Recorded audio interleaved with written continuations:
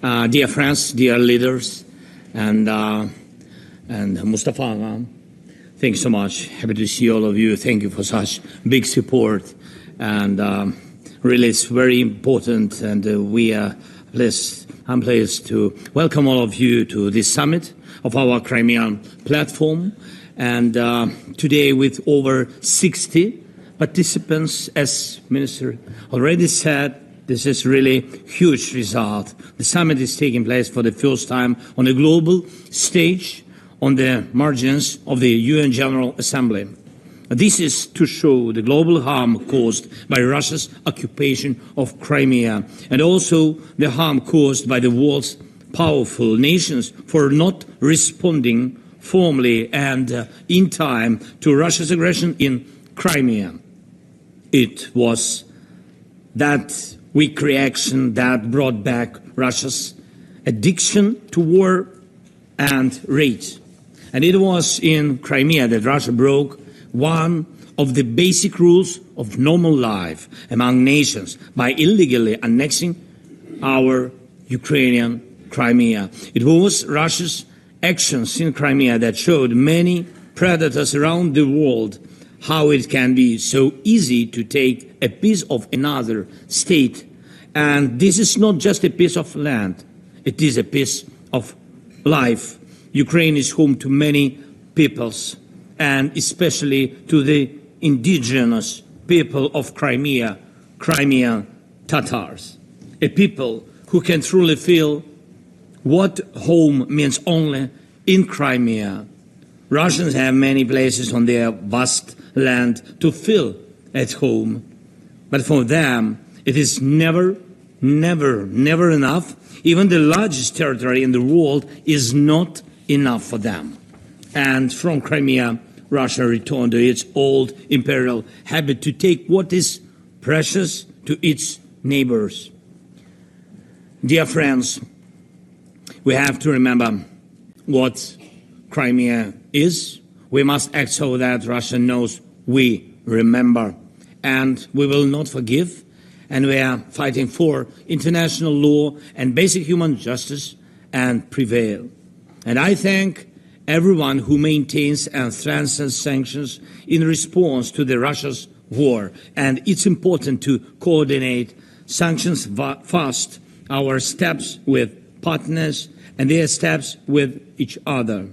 And we are taking action to prevent Russia from turning Crimea into one large military base. And we have to do this to protect the lives of our people. Our long-range drones are accurate.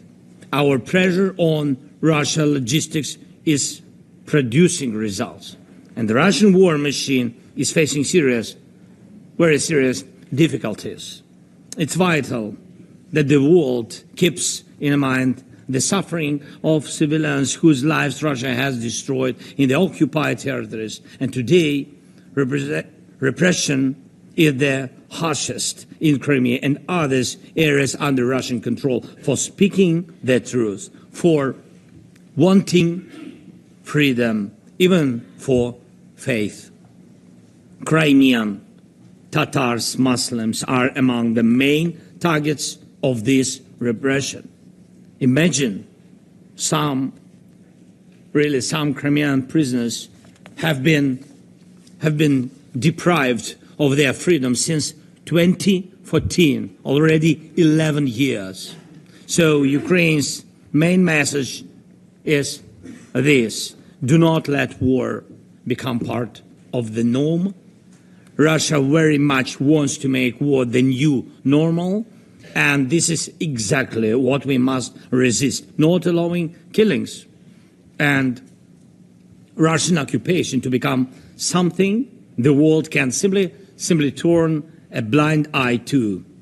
There must be no normalization of Russia's war or of Russia's brazenness to wage it.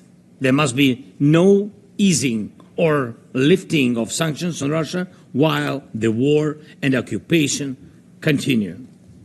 And there must be no forgiveness for what Russia has done, starting from 2014.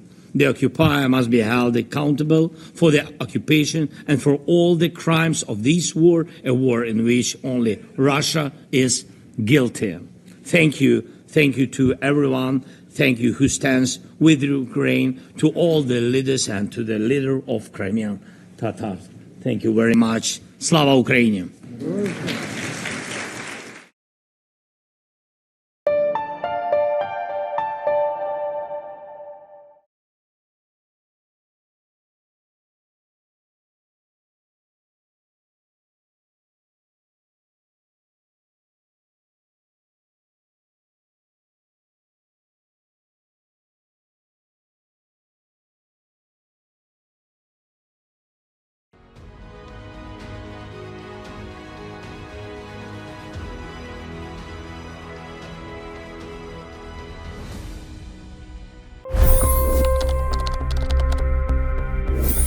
$25 crore गरीब गरीबी को परास्त करके बाहर निकले। For the good of our nation, let's work together and let's truly make America great again. The fastest news breaks. Requested PM saying that we will have to speak to Putin and to Zelensky. The biggest news makers. The relationship with India is probably the most important bilateral relationship the U.S. will have for the rest of this century. The capital delivered quite an election result today. Expert analysis. The million-dollar question today is how to stop this dance of death. Ground reports. I'm standing at the crossroad of the Kumbh Mela. Behind me are more than 100 entry guards. Long-form interviews. Exclusionary politics is reflected in Manipur case as well. You don't bother because this is a small state. Deep dive into burning issues. It's often said DRC could be the richest country in the whole world. It's because of what sits underneath. Why exactly did the US topple the Sheikh Hasina government? HT videos. We don't just break news, we break it down.